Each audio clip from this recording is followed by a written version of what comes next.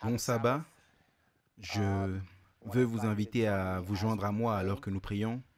Père céleste, nous te remercions pour ton amour incroyable envers nous. Seigneur, alors que nous nous préparons à ouvrir ta parole aujourd'hui, je te demande que tu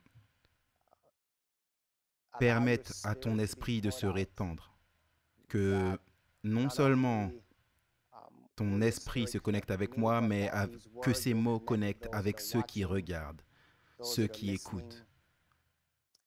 Puissions-nous avoir un aperçu de ton grand amour pour nous. Nous en prions au nom de Jésus. Amen. Amen. Le message d'aujourd'hui est intitulé L'Évangile d'Abraham, d'Isaac et de Jacob. L'Évangile d'Abraham, d'Isaac et de Jacob. Je veux vous inviter à ouvrir dans le livre d'Exode chapitre 3. Exode chapitre 3. Commençant par le verset 1, la Bible dit « Or Moïse gardait le troupeau de Jéthro, son beau-père, le prêtre de Madian. Et il mena le troupeau derrière le désert, et il arriva à la montagne de Dieu, c'est-à-dire Horeb. Et l'ange du Seigneur lui apparut dans une flamme de feu du milieu du buisson. Et il regarda, et voici le buisson était en feu, et le buisson n'était pas consumé. Et Moïse dit, « Je me détournerai et verrai cette grande apparition. Pourquoi le buisson ne brûle pas ?» Et quand le Seigneur vit qu'il se détournait pour voir, Dieu l'appela du milieu du buisson et dit, « Moïse, Moïse. » Et il dit, « Je suis ici. » Et il dit, verset 5, et il dit, « N'approche pas d'ici, ôte tes souliers de tes pieds, car le lieu sur lequel tu te tiens est une terre sainte. » Et je veux que vous prêtiez attention au verset suivant. De plus, il dit, « Je suis le Dieu de ton père, le Dieu d'Abraham, le Dieu d'Isaac et le Dieu de Jacob. » Et Moïse cacha son visage, car il avait peur de regarder vers Dieu. C'est la première fois que cette phrase est utilisée, que ce titre est utilisé, le Dieu d'Abraham, le Dieu d'Isaac, le Dieu de Jacob. Et c'est important, je veux que vous compreniez ce qui se passe ici. Les enfants d'Israël sont en captivité depuis 400 ans. Dieu s'est maintenant manifesté à Moïse et il est sur le point de conduire les enfants d'Israël hors de captivité et dans la terre promise. Et Dieu se présente à Moïse comme le Dieu d'Abraham, le Dieu d'Isaac et le Dieu de Jacob. Continuons à lire le verset 7. Et le Seigneur dit, « J'ai certainement vu l'affliction de mon peuple qui est en Égypte, et j'ai entendu leurs cris à cause de leurs chefs de corvée, car je connais leur peine. Et je suis descendu pour les délivrer de la main des Égyptiens, pour les faire sortir de cette terre vers une bonne terre et spacieuse, une terre ruisselante de lait et de miel. » Alors Dieu se prépare à conduire les enfants d'Israël dans cette terre promise. Ils organisent ce voyage. Et Dieu se présente à Moïse comme le Dieu d'Abraham, d'Isaac et de Jacob. Et la question c'est, pourquoi? Je veux vous suggérer que chacun de ces patriarches, Abraham, Isaac et Jacob, révèle un aspect du plan du salut, de notre délivrance du péché et de notre voyage vers la terre céleste. Alors, commençons par Abraham. Je veux que vous prêtiez attention à Genèse chapitre 17.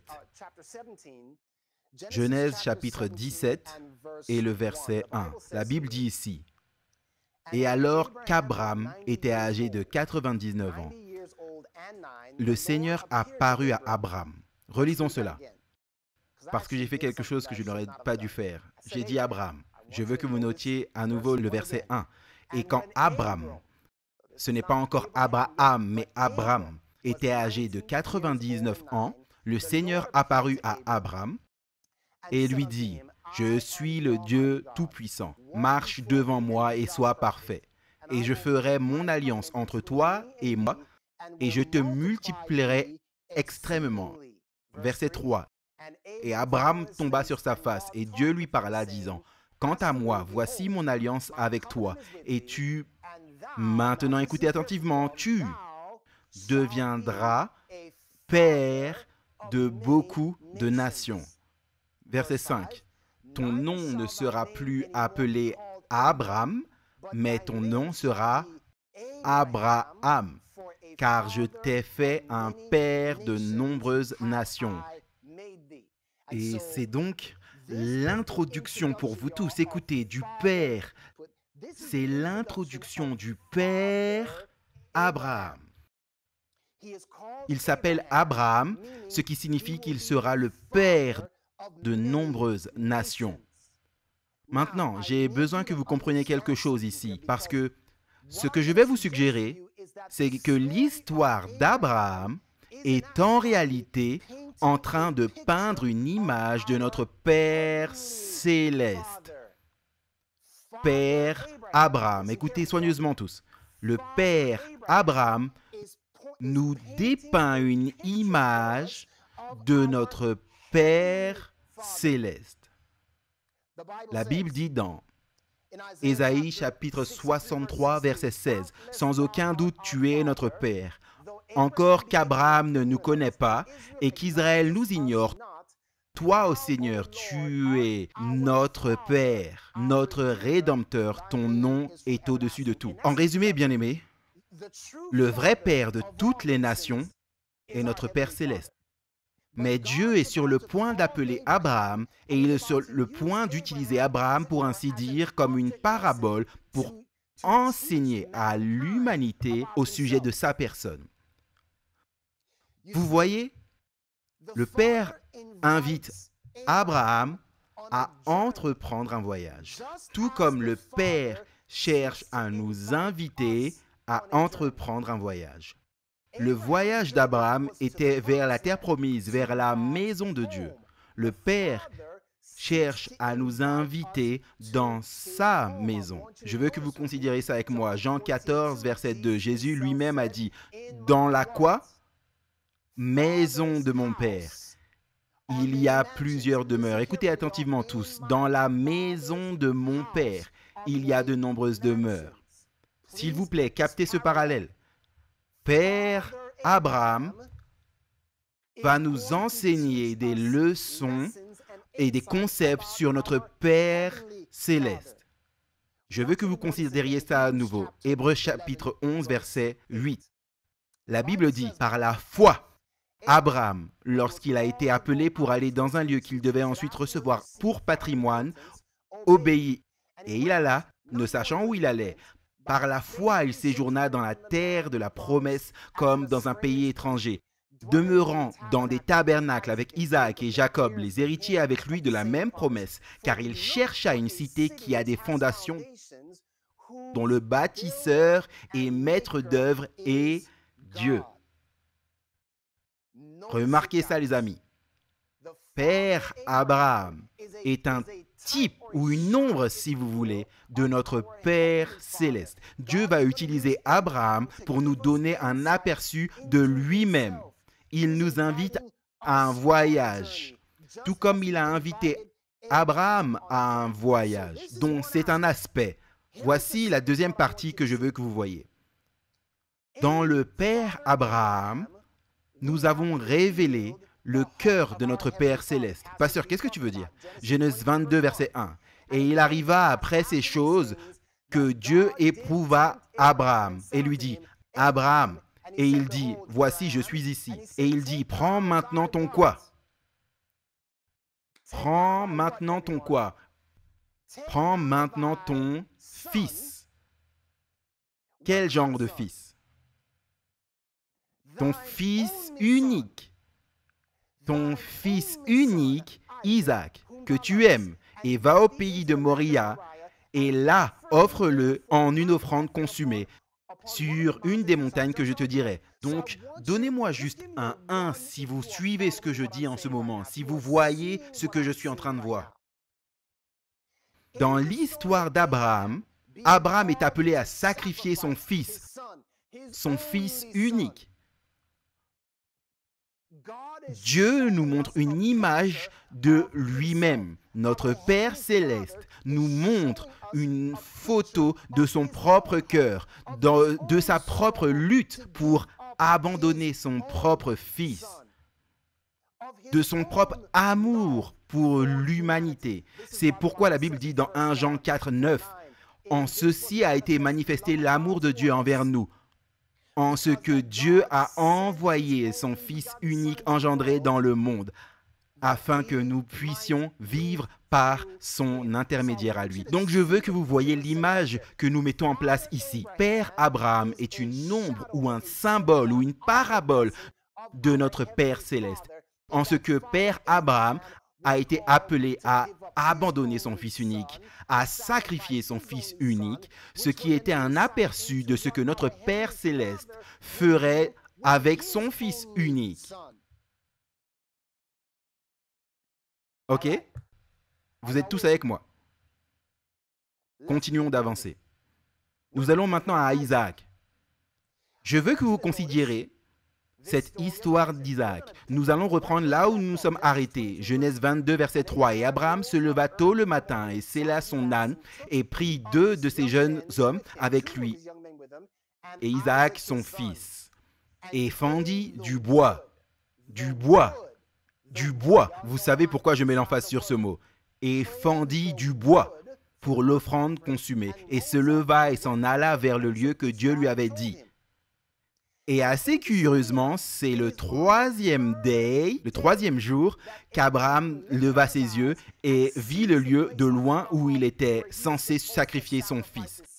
La Bible dit au verset 5, « Et Abraham dit à ses hommes, restez ici avec l'âne, et moi et l'enfant, c'est-à-dire Isaac, nous irons là-bas et adorerons, et nous reviendrons vers vous. » Verset 6. « Et Abraham prit le bois de l'Holocauste et le posa sur Isaac son fils. » Vous tous, Isaac porte du bois.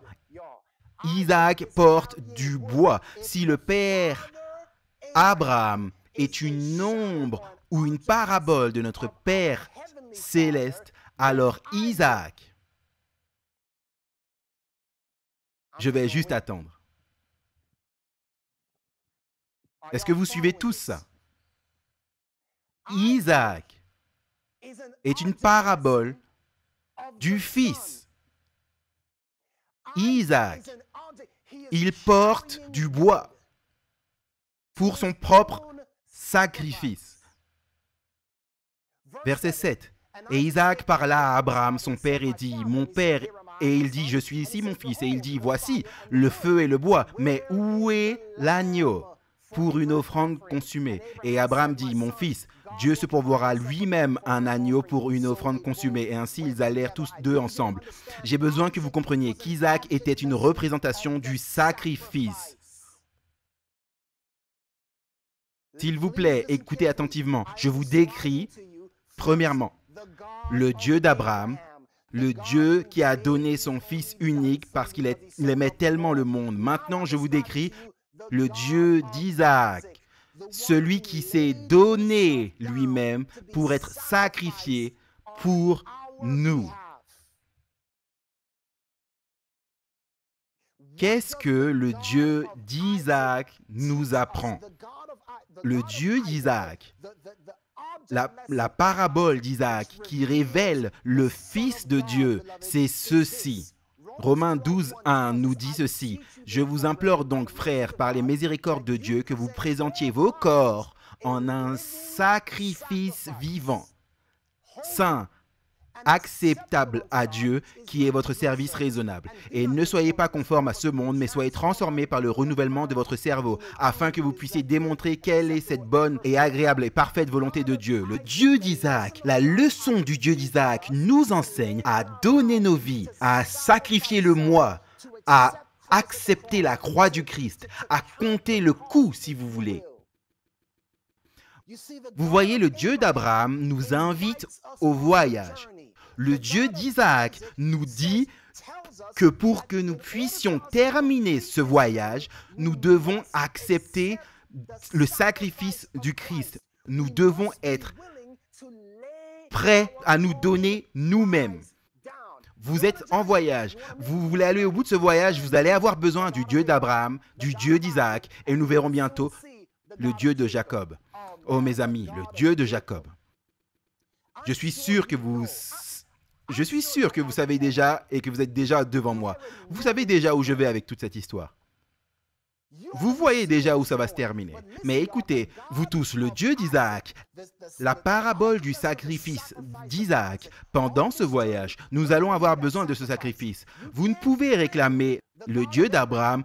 Oui, je veux aller au paradis, mais renier le Dieu d'Isaac. Je ne veux pas me sacrifier. Je ne veux pas mourir à moi-même.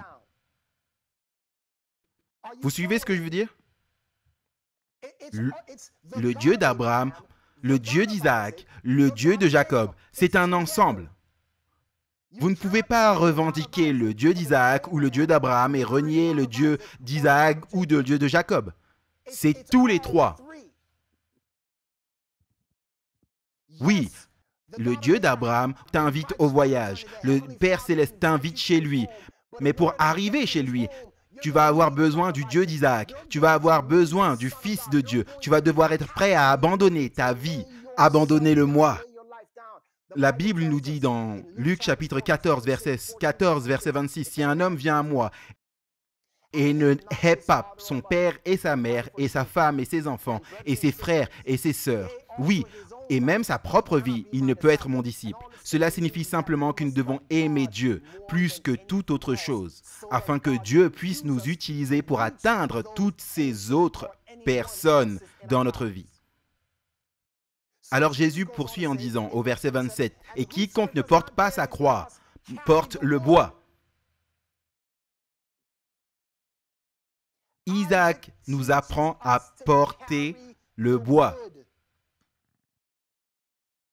Le Dieu d'Isaac nous donne l'exemple. J'ai besoin que tu portes la parole. Et quiconque ne porte pas sa croix et ne vient pas à moi et ne peut être mon disciple. Car lequel de vous, envisageant de bâtir une tour, ne s'assied d'abord et ne calcule la dépense pour voir s'il a suffisamment pour l'achever?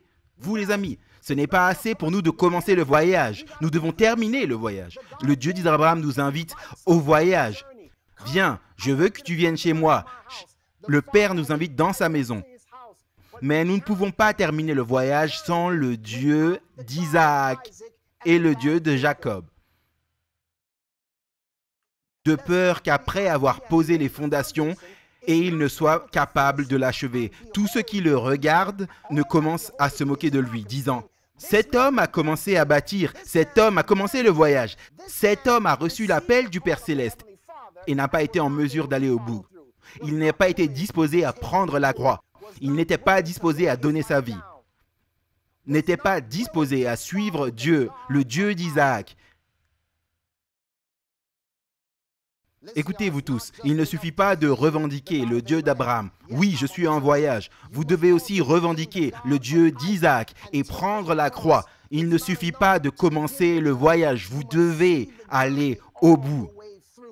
Vous ne pouvez pas accepter le Dieu d'Abraham tout en niant le Dieu d'Isaac. Vous comprenez ce que je dis? Vous ne pouvez pas simplement vouloir le voyage et le ciel sans être prêt à compter le coût et à donner votre vie. En fait, la Bible nous dit dans 1 Jean chapitre 2 verset 3, « Quiconque le nie, écoutez attentivement, celui qui nie le Dieu d'Isaac, le même n'a pas le Dieu d'Abraham.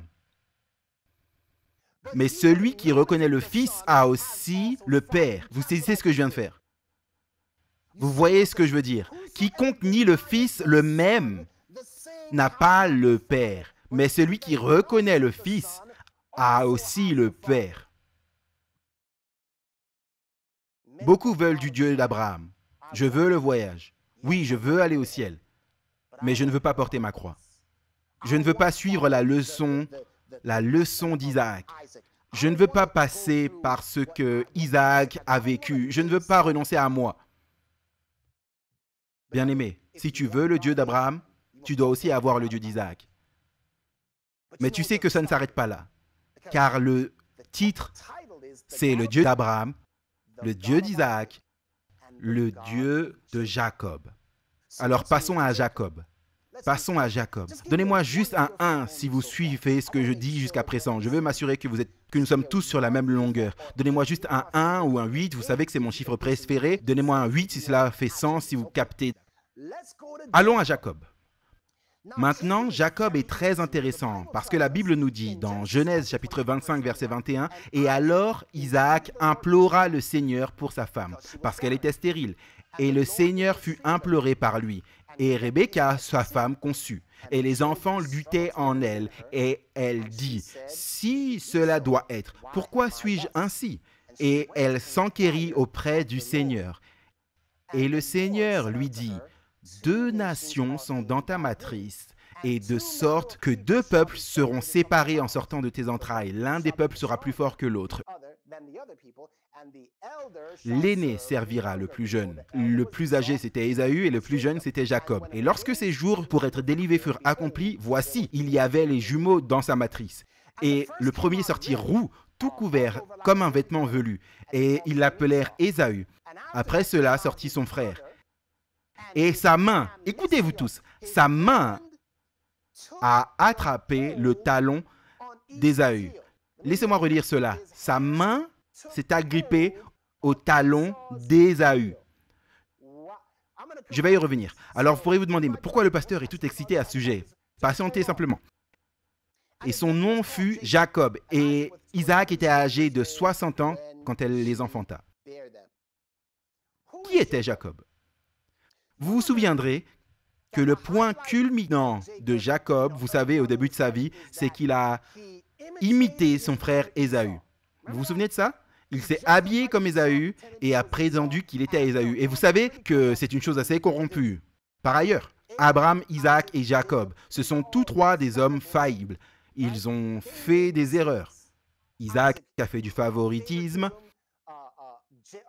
Abraham a menti, Jacob était un trompeur. Ce sont tous des hommes corrompus, mais Dieu utilise ces hommes comme une parabole malgré leurs manquements. Il les utilise comme parabole pour lui-même.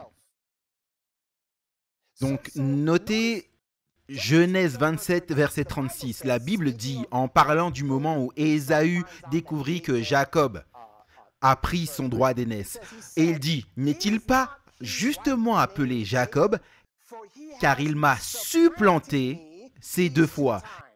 Il a pris mon droit d'aînesse et voici, maintenant il a pris ma bénédiction. » Et il dit, « N'as-tu pas réservé une bénédiction pour moi ?» Alors, le nom de Jacob signifie supplanteur. Maintenant, allons dans le Strong. Le mot hébreu akab. Qu'est-ce que cela signifie? Regardez ça vous tous. Saisir par le talon. Donc, celui qui saisit par le talon. Au sens figuré, cela signifie contourner, comme si trébucher sur les talons. Cela signifie aussi retenir, comme si tenir par le talon, prendre par le talon, rester supplanté. Je veux m'arrêter là ici. Revenons en arrière.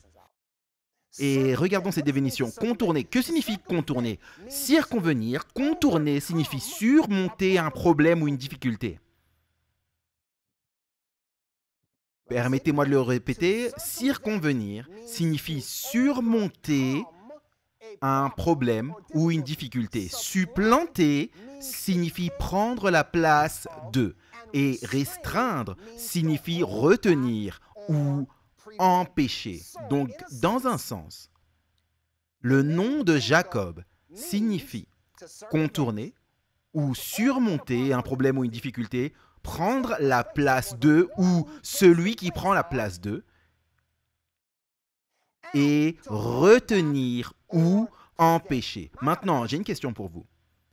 Si le Dieu d'Abraham, si Dieu utilise Abraham, écoutez-vous tous, si Dieu utilise Abraham pour nous enseigner des leçons sur le Père céleste, et il utilise Isaac pour nous enseigner des leçons sur le Fils de Dieu, de quoi Jacob, celui qui prend la place d'un autre, celui qui se tient à la place d'un autre. Qu'est-ce que Jacob représenterait? Qui, devrais-je dire? Qui est-ce que Dieu représenterait par Jacob? Allez, vous tous. 3. Le Dieu d'Abraham, Isaac et Jacob. Le nom, le mot supplanter signifie littéralement prendre la place d'eux. Écoutez attentivement, vous tous. Jean 14, 16. Jésus dit, « Et je prierai le Père et il vous donnera un autre consolateur afin qu'il puisse demeurer avec vous pour toujours.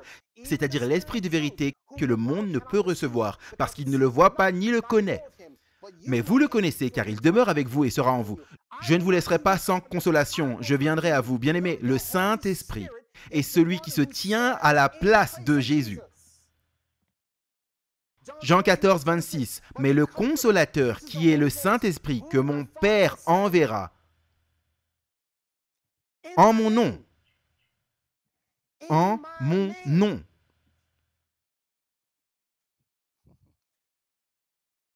Qui es-tu, Jacob? Souviens-toi la question d'Isaac. Qui es-tu, Jacob? Je suis Ésaü. Oui, Jacob faisait quelque chose de corrompu. Oui, il mentait. Mais écoute, Dieu, toute chose concourt au bien de ceux qui aiment Dieu. Dieu utilise l'humanité pécheresse, déchue, corrompue, pour nous donner un aperçu de sa nature et de son caractère parfait et divin. Le Saint-Esprit est celui qui se tient à la place du Christ.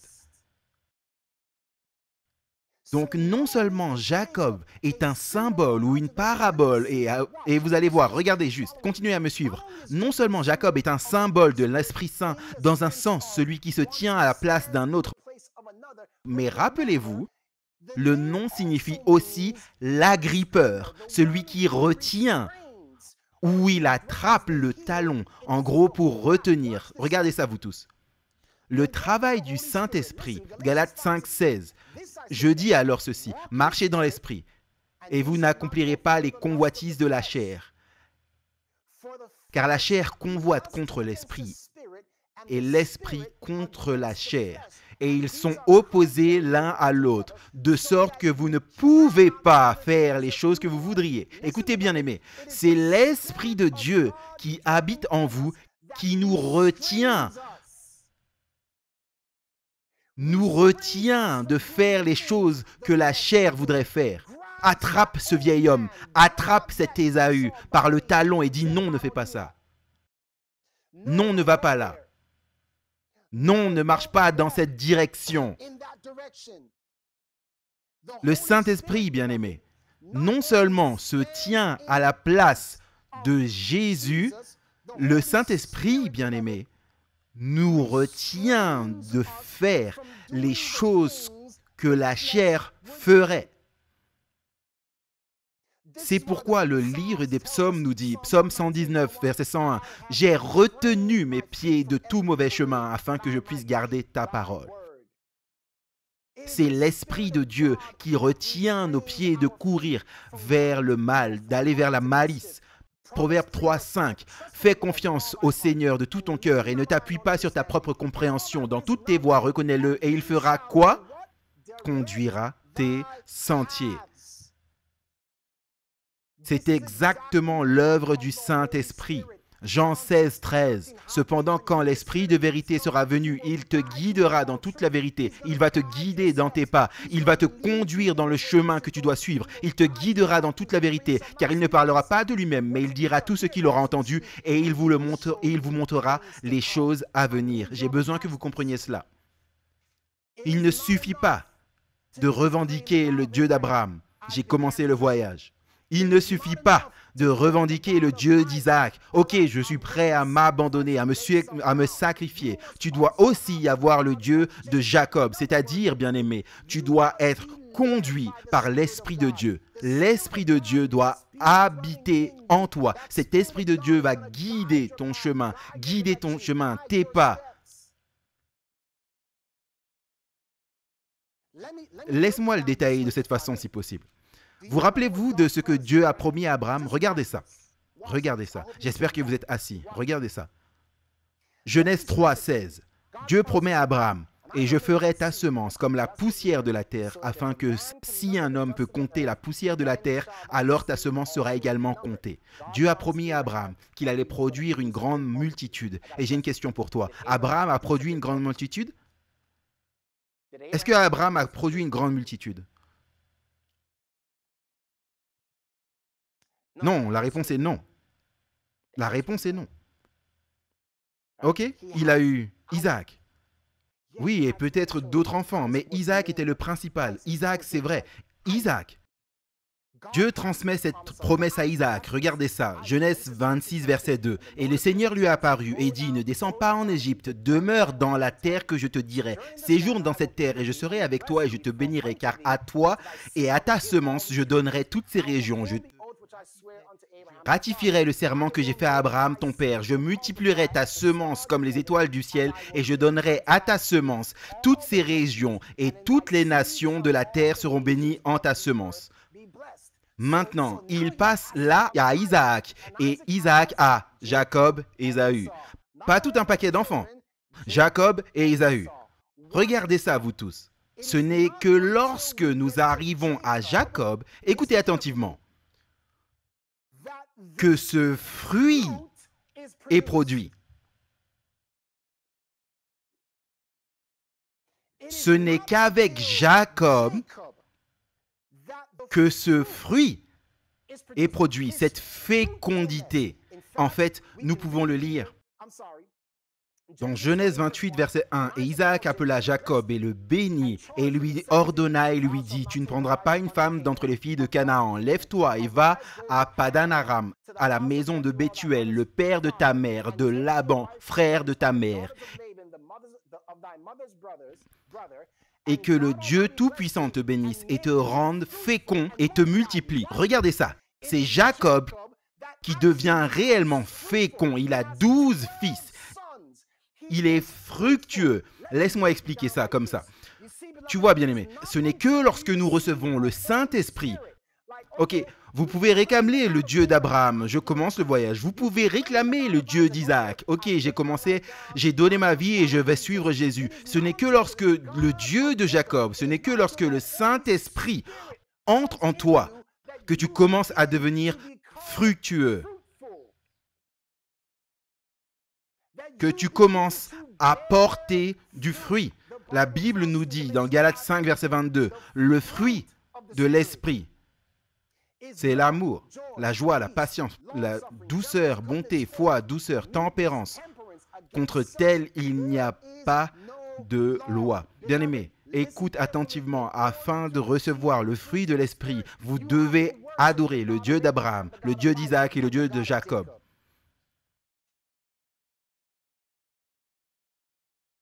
Comprenez-vous ce que je dis? Dieu désire que nous portons du fruit. En fait, dans Jean 15, 8, Jésus dit ceci, « Mon Père est glorifié que vous portiez beaucoup de fruits.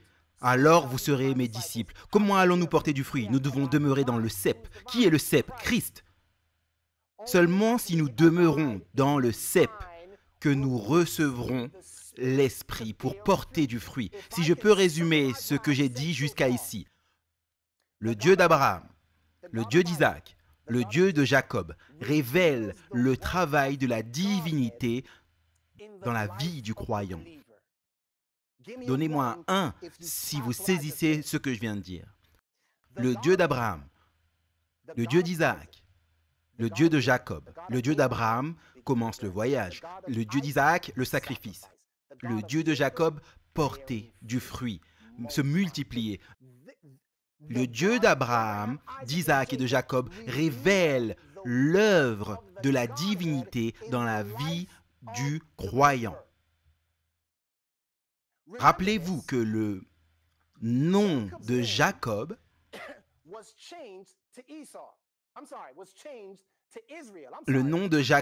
a été changé en Israël. C'est comme si Jacob a connu une nouvelle naissance. Son nom a été changé. Dans Genèse 35, 9, et Dieu apparut à nouveau à Jacob quand il est sorti de Padan Aram et l'a béni. Et Dieu lui a dit, ton nom est Jacob. Ton nom ne sera plus appelé Jacob, mais Israël sera ton nom. Et il a appelé son nom Israël. Pourquoi? Parce qu'il a lutté avec Dieu et a vaincu. Écoutez-vous tous, le travail de l'Esprit Saint dans la vie du croyant est de nous aider à vaincre la chair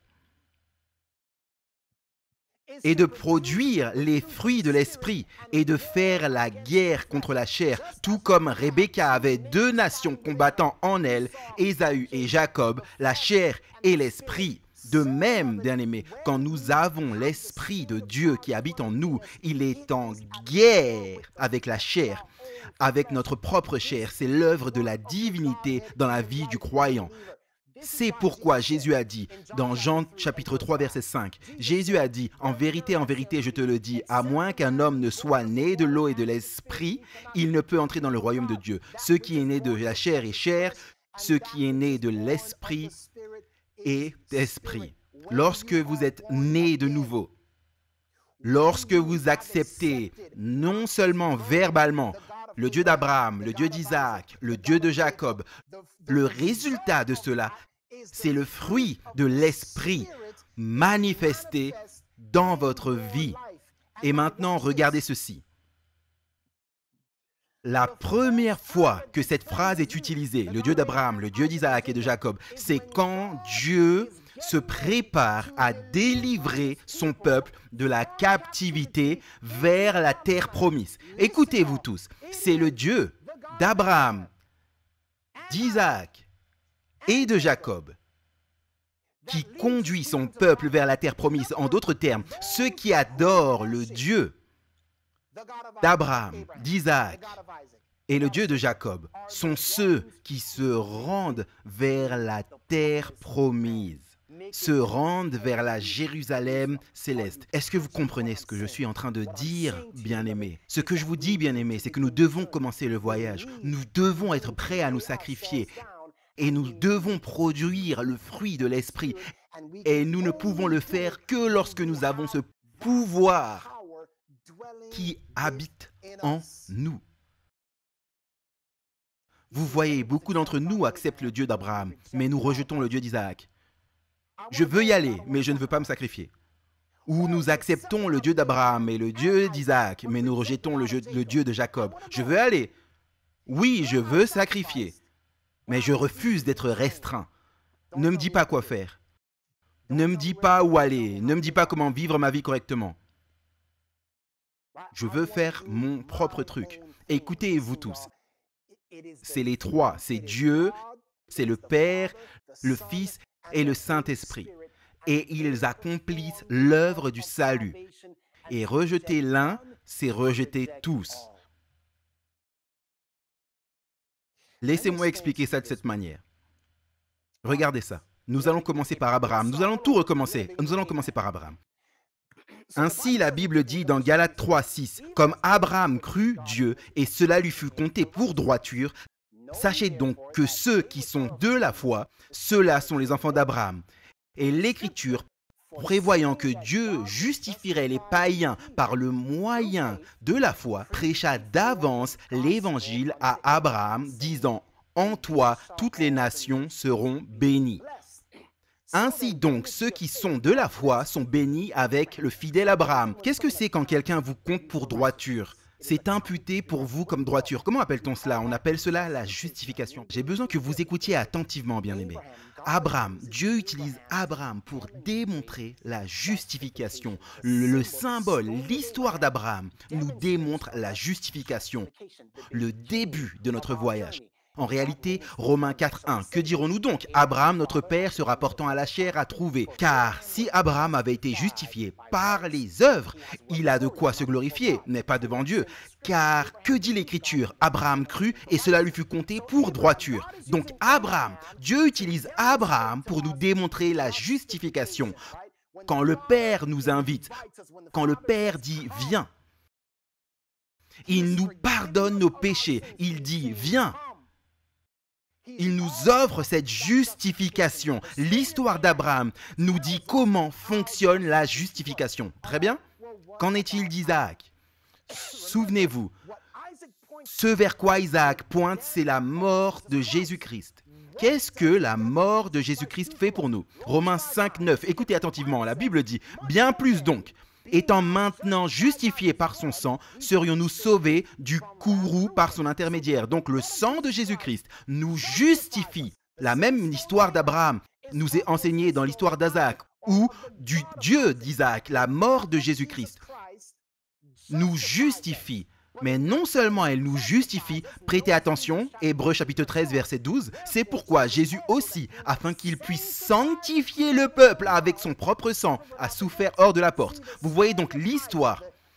Le symbole d'Isaac est presque en train de mourir. Il ne meurt pas. Mais Dieu l'utilise comme une parabole pour la mort de son propre fils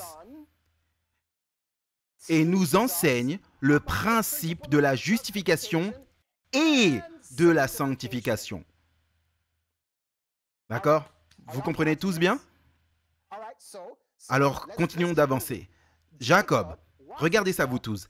Jacob, la parabole de Jacob nous apprend non seulement la justification, la sanctification, mais aussi la glorification. Pasteur, qu'est-ce que tu veux dire? 1 Corinthiens 6, 11. Si Jacob nous apprend, si Dieu utilise Jacob comme un symbole ou une parabole pour l'œuvre de l'esprit produisant du fruit dans la vie du croyant, en changeant le croyant de ce nom en ce nom, du vieil homme en nouvel homme, remarquez ce que 1 Corinthiens 6, 11 dit. Et tels étaient quelques-uns d'entre vous, mais vous avez été nettoyés, vous avez été sanctifiés, vous avez été justifiés. Alors regardez ça, sanctifiés et justifiés. Dans le nom du Seigneur Jésus et par l'Esprit de notre Dieu. Alors, qu'est-ce que l'Esprit de Dieu fait ici? Selon 1 Corinthiens 6, 11, il sanctifie, il justifie, il sanctifie aussi. Mais regardez ce qu'il fait également. Souvenez-vous que l'Esprit nous est donné pour vaincre. Ok? C'est pourquoi le nom de Jacob a été changé en Israël, celui qui a lutté avec Dieu et a vaincu.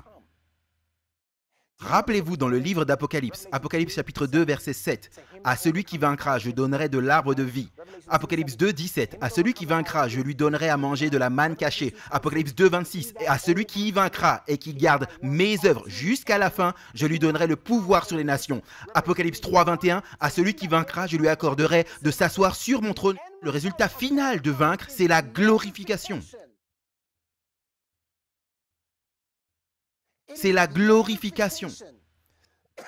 C'est pourquoi la Bible nous dit dans Éphésiens 4, 30, « N'attristez pas le Saint-Esprit de Dieu, par lequel vous êtes scellés jusqu'au jour de la rédemption. » Glorification. Le Père, Fils et Saint-Esprit accomplissent l'œuvre de justification, sanctification et glorification dans la vie du croyant. C'est ce qui se passe quand Dieu œuvre vraiment dans la vie du croyant. Ce que j'essaie de te dire, bien-aimé, c'est que nous avons besoin du Dieu d'Abraham, du Dieu d'Isaac et du Dieu de Jacob.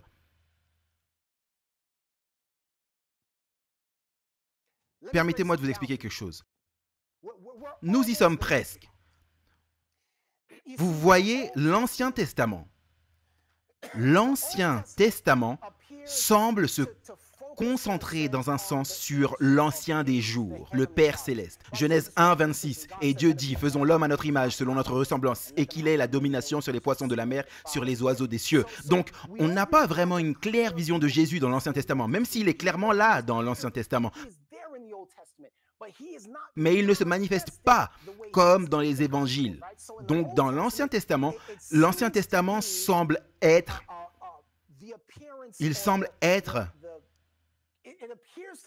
focalisé sur Dieu le Père. Même si nous ne comprenons que toute la divinité est à l'œuvre dans l'Ancien Testament. Nous savons que toute personne ayant vu une manifestation de Dieu, ce n'était pas Dieu le Père, c'était Dieu manifesté dans la chair, dans ses diverses apparitions, où les gens en vision voyaient le Fils de Dieu. Mais dans un sens, l'Ancien Testament se concentre sur l'Ancien des jours. Quand nous arrivons aux Évangiles, nous avons maintenant la manifestation de Jésus, le Fils de Dieu.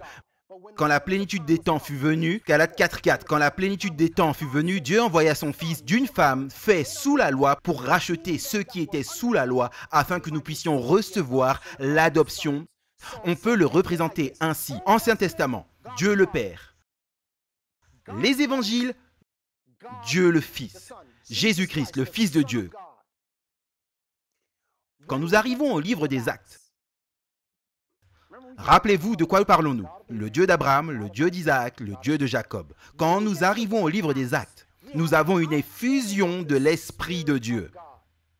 En fait, Jean 1:12 nous dit « Mais à tous ceux qui l'ont reçu, à ceux qu'il a donné pouvoir de devenir fils de Dieu, c'est-à-dire à ceux qui croient en son nom, lesquels sont nés non du sang, non de la volonté de la chair, ni de la volonté de l'homme, mais de Dieu.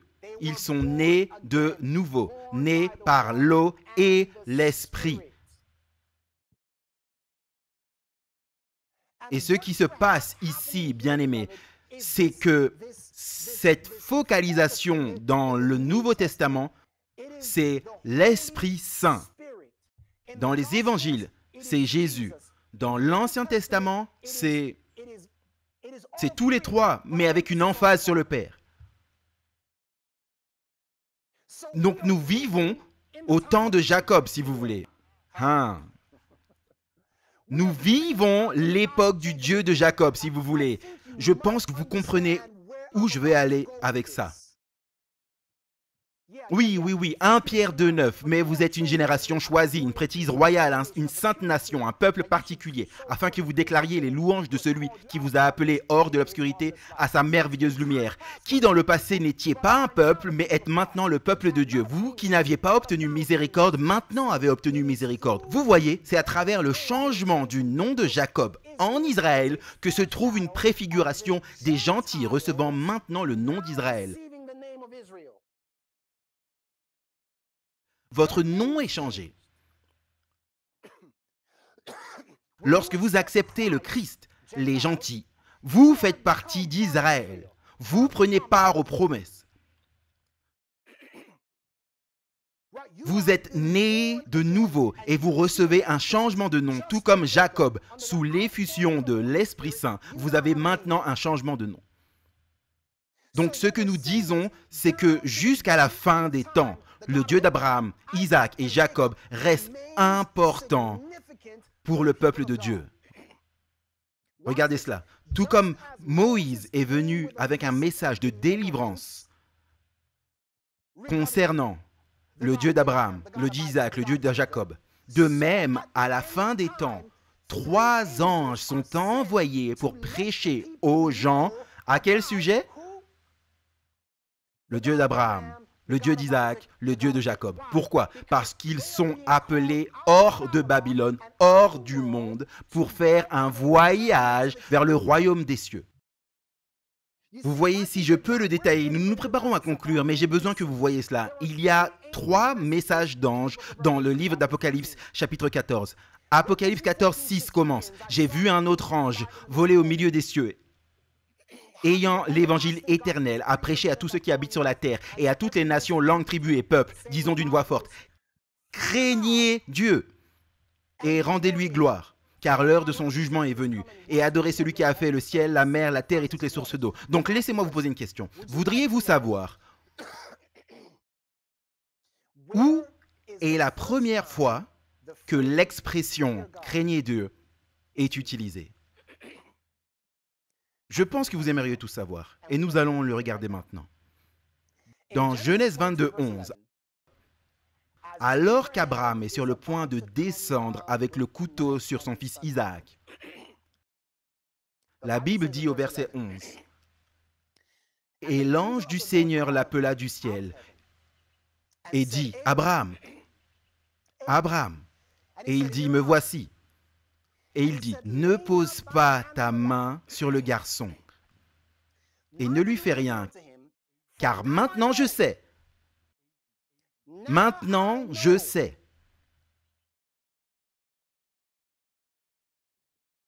Est-ce que vous comprenez tout ça? Car maintenant je sais que tu crains Dieu, vu que tu ne m'as pas refusé ton fils, ton seul fils. Si tu veux une parabole de ce que signifie craindre Dieu, va voir Abraham. Va voir Abraham. Il est la parabole de ce message du premier ange. Crains Dieu. Sois prêt à obéir à Dieu, peu importe ce qu'il dit. Même si tu ne comprends pas, obéis à Dieu plutôt qu'à l'homme. Obéis à Dieu plutôt qu'à tes sentiments. Obéis à Dieu plutôt qu'à ta confusion. Peu importe. Parfois, Dieu dit des choses que nous ne comprenons pas, mais il dit, j'ai besoin que tu me fasses confiance. Je vais t'utiliser, Abraham, comme exemple jusqu'à la toute fin des temps. Quand je dis au monde, craignez Dieu, ils vont être du genre, c'est où la première personne qui craignait Dieu? Retournez à Abraham. Il était prêt à tout donner, à tout sacrifier. Obéissez-moi malgré tout.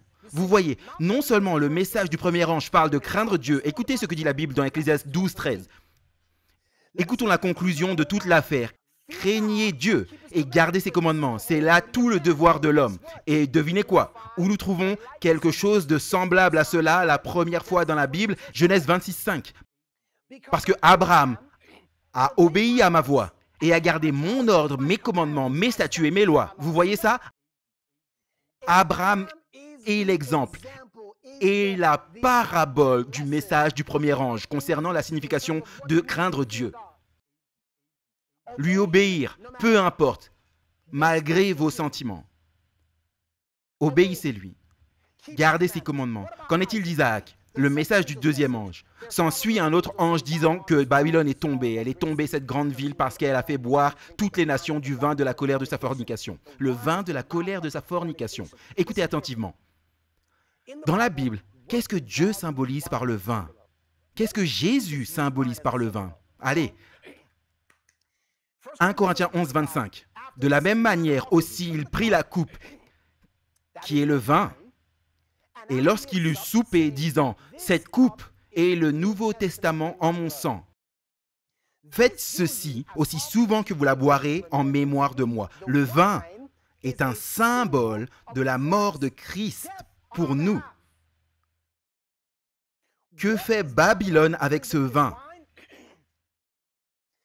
Il modifie son utilisation. Il l'utilise dans un but blasphématoire. En d'autres termes, Babylone prend ce même sang, ce vin, la mort de Christ, et l'utilise pour enseigner que la loi de Dieu n'existe plus. Ils utilisent le vin dans un but irréligieux. Ils utilisent le vin, le sang, le sacrifice et le mettent sans dessus-dessous pour enseigner que la loi de Dieu est abolie. Non, non, non, non, non. Nous devons ramener les gens au Dieu d'Isaac et montrer aux gens que le sacrifice de Christ n'abolit pas la loi, mais l'établit.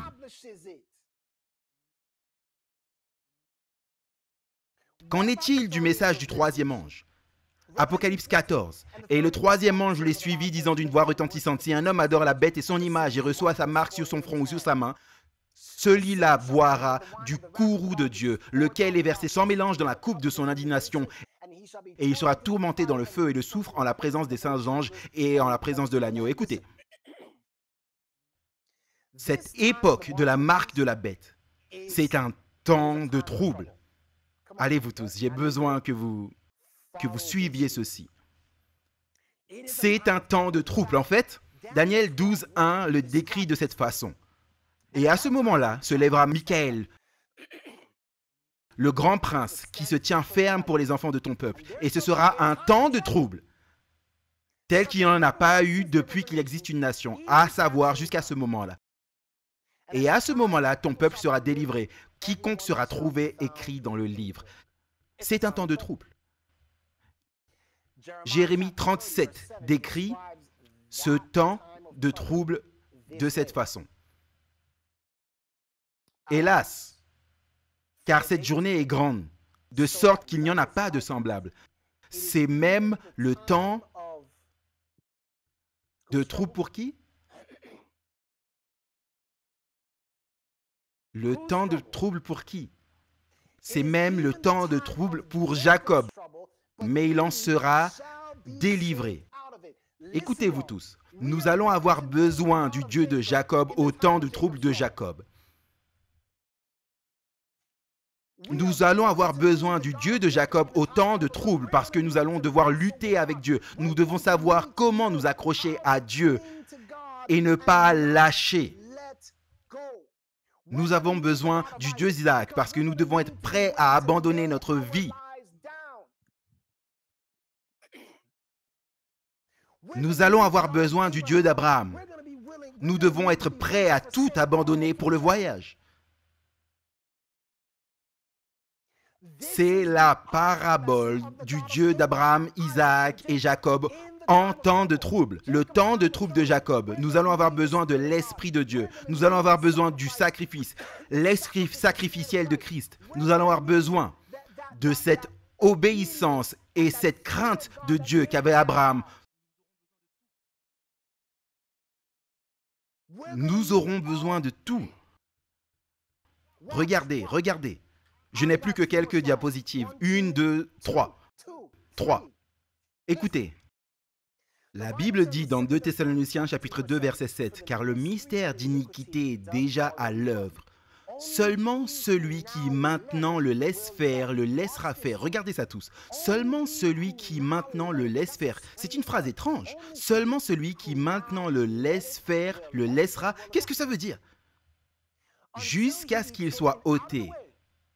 Et alors ce malin sera révélé, que le Seigneur consumera par l'esprit de sa bouche et détruira par la brillance de sa venue. Vous voyez, 2 Thessaloniciens parle de ce pouvoir qui retient,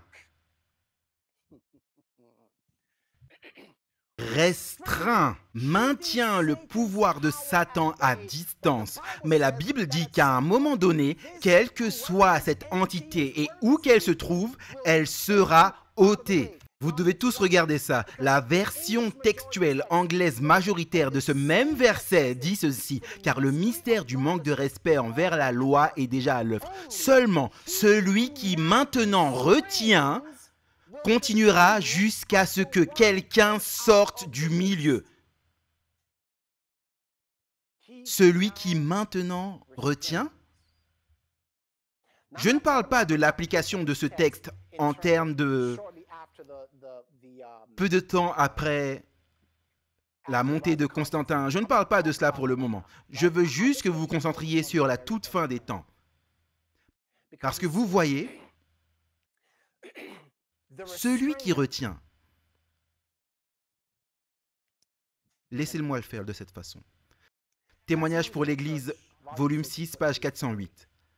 L'Esprit de Dieu qui retient est maintenant en train d'être retiré du monde. Permettez-moi de le relire. L'Esprit de Dieu qui retient est maintenant en train d'être ôté du monde. Cet esprit qui tient votre talon, qui tient votre paix et dit non, ne va pas là. L'esprit qui dit écoute-moi, ne m'attriste pas. L'esprit qui dit le chemin est ici, marche-y. Cet esprit apporte la conviction. Cet esprit est en train d'être enlevé. La grande controverse, page 36. Les deux dernières diapositives. Deux dernières diapositives divisées en deux. C'est la puissance de Dieu. En retenant les puissances du mal, évite à l'humanité de passer totalement sous la domination de Satan. Les désobéissants et les ingrats feraient bien d'être reconnaissants pour la miséricorde et la patience de Dieu, qui retient en échec la puissance cruelle et maléfique du malin. Mais lorsque les hommes dépassent les limites de la patience divine, cette entrave est ôtée. Il doit être déplacé hors du chemin. Lorsque le Dieu de Jacob est finalement rejeté, et bien aimé, je ne crois pas que ce soit une coïncidence, qu'il y ait une telle attaque, écoutez attentivement, qu'il y ait une telle attaque sur la personne et la personnalité du Saint-Esprit en ce moment. Ce n'est pas un hasard. Parce que quand le Dieu de Jacob est ôté, quand le Saint-Esprit est enlevé, c'est à ce moment que Satan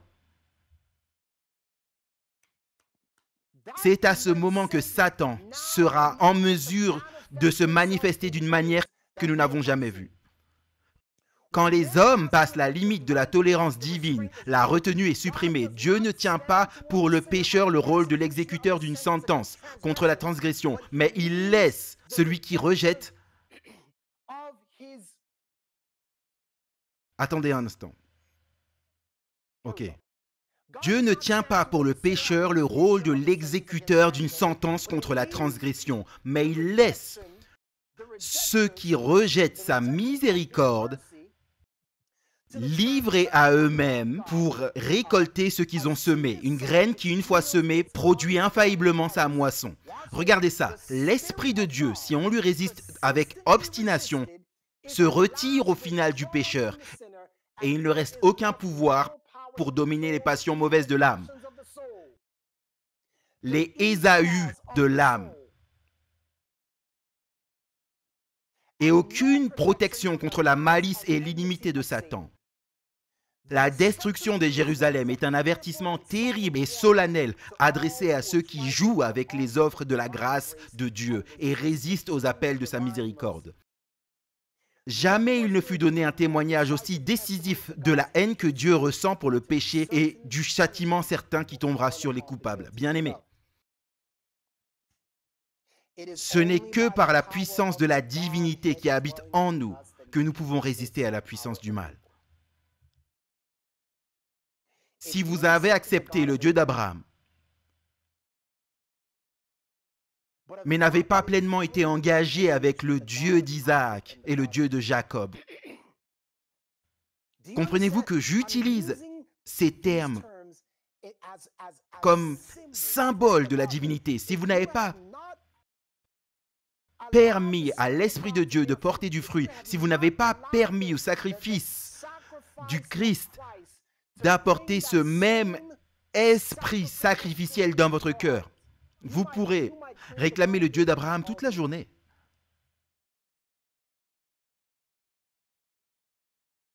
Mais quand l'Esprit de Dieu est finalement retiré de la terre, c'est alors qu'il sera trop tard.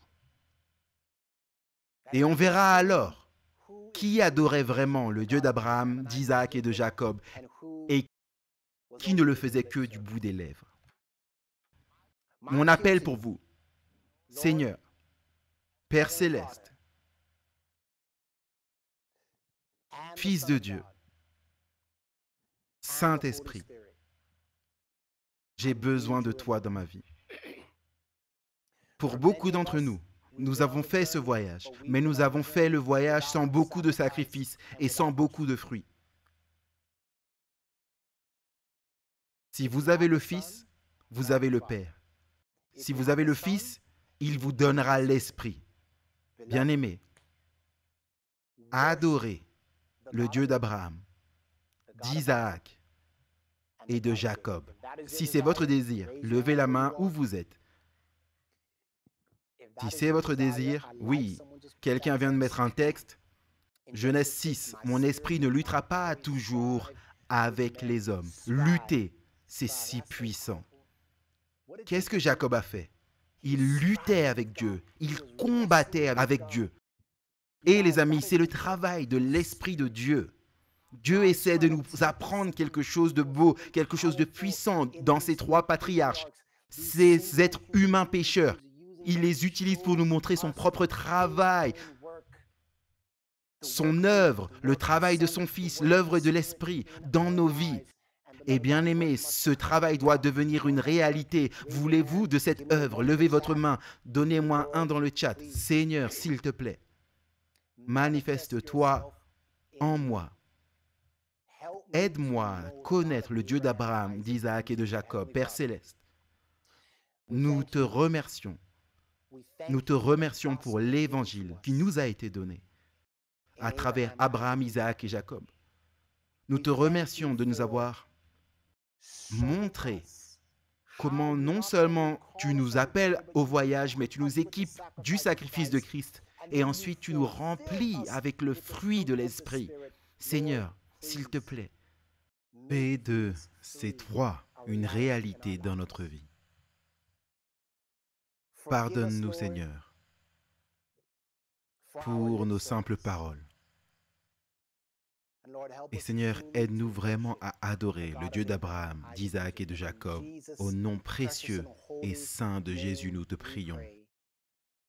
Que tout le monde dise Amen et Amen. Que Dieu vous bénisse.